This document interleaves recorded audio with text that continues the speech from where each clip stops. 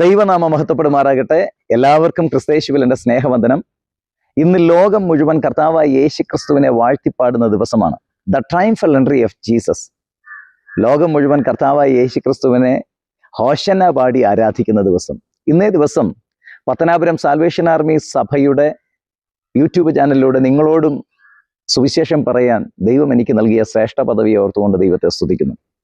The triumphal entry of Jesus.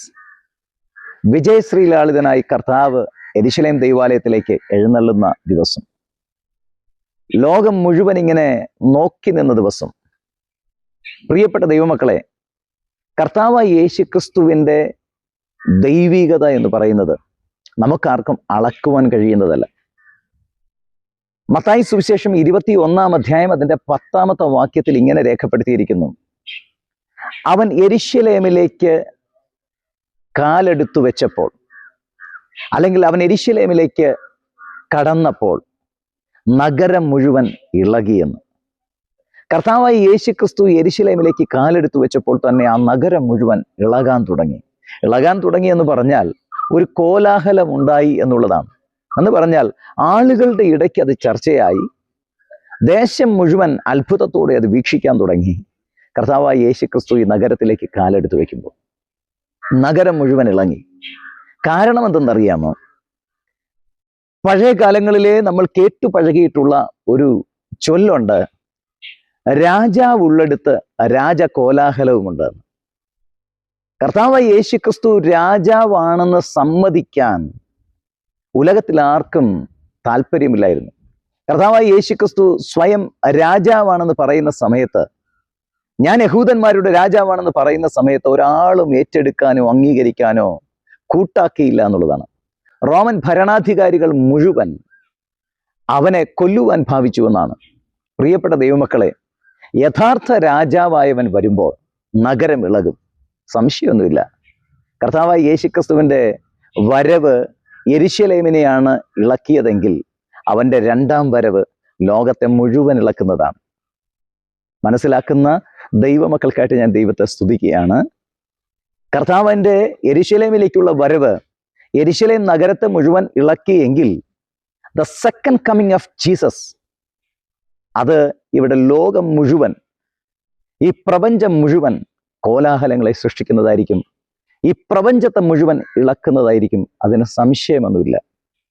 അതുകൊണ്ട് രാജാവ് ഉള്ളെടുത്ത് രാജകോലാഹലമുണ്ട് എന്ന് പറയുന്നത് പോലെ കർത്താവായ യേശുക്രിസ്തുവിൻ്റെ വരവിൽ ആ കോലാഹലം ഉണ്ടാകും. അതുകൊണ്ട് ദൈവമക്കളായ നമ്മൾ തീർച്ചയായിട്ടും കർത്താവിൻ്റെ വരവിന് വേണ്ടി കാത്തിരിക്കണം. അവൻ യെരുശലേം ദൈവാലയത്തിലേക്ക് കഴുതപ്പുറത്ത് സൗമ്യനായി വന്ന കാഴ്ച, അവൻ യെരുശലേം ദൈവാലയത്തിലേക്ക് സൗമ്യനായി വരുമെന്ന് സഖരിയ പ്രവാചകനിലൂടെ പറയുകയാണ്. ഇതാ സിയോൻ പുത്രിയെ, നിന്റെ രാജാവ് കഴുതപ്പുറത്തും വാഹന മൃഗത്തിൻ്റെ പുറത്തും സൗമ്യനായി എഴുന്നള്ളുകയാണ്. ആ സൗമ്യനായിട്ട് വരുന്ന രാജാവിനെയാണ് ലോകം മുഴുവൻ കണ്ടത് എങ്കിലും പിന്നീട് അസൗമ്യനായിട്ടുള്ള കർത്താവിനെ യെരുശലേം ദൈവാലയത്തിനകത്ത് കാണുകയാണ്. പ്രിയപ്പെട്ട ദൈവമക്കളെ, അത് മാനുഷികമായിട്ടുള്ള അവൻ്റെ വൈകാരിക അനുഭവമായിരുന്നു. അന്ന് അവൻ യെരുശലേം ദൈവാലയത്തെ ശുദ്ധീകരിക്കാൻ പൊൻവാണിഭക്കാരെയും അതുപോലെ തന്നെ വിൽക്കുന്നവരെയും വാങ്ങുന്നവരുടെയും മേശകളെയൊക്കെ മറച്ചിട്ട് ഒരു വലിയ കോലാഹലം സൃഷ്ടിച്ചുവെങ്കിൽ ഇനി ഇത് അവൻ്റെ രണ്ടാം വരവെങ്കിൽ ഇതിലും വലിയ കോലാഹലങ്ങൾ ഉണ്ടാകാനിരിക്കുന്നു. അന്ന് തിന്മയായതിനെയൊക്കെ അവൻ തച്ചുടച്ചു കളയും. അന്ന് ദൈവത്തിൻ്റെ രക്ഷ പ്രാപിക്കാത്തവരൊക്കെ അവനിവിടെ ഇല്ലാതാക്കി കളയും. അന്ന് ഒരു വേർതിരിവിൻ്റെ അനുഭവത്തെ സ്വർഗത്തിലെ ദൈവം ഒരുക്കും. കതിരിനെയും കളയെയും തമ്മിൽ വേർതിരിക്കുന്ന അനുഭവം.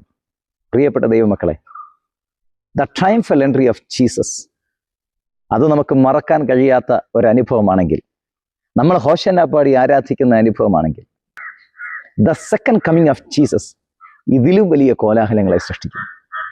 നമുക്ക് കാത്തിരിക്കാം, കർത്താവിൻ്റെ വരവിന് വേണ്ടി ഒരുങ്ങാം. ഇനി അവൻ്റെ രണ്ടാം വരവിൽ ഈ ലോകം മുഴുവൻ ഇളകും. ആ ഇളക്കത്തിൽ വാട്ടം തട്ടാതെ, കോട്ടം തട്ടാതെ ആ കർത്താവിൻ്റെ മണവാട്ടി സഭയോടൊപ്പം നമുക്കും ചേരാൻ ദൈവം ഭാഗ്യം തരട്ടെ എന്ന് ആശംസിക്കുന്നു. ഈ വചനം കേട്ടുകൊണ്ടിരിക്കുന്ന എല്ലാവർക്കും അനുഗ്രഹിക്കപ്പെട്ട ഒരു ഹോശന്ന നേരുന്നു. കർത്താവ് അനുഗ്രഹിക്കുമാറാകട്ടെ. ആമേൻ.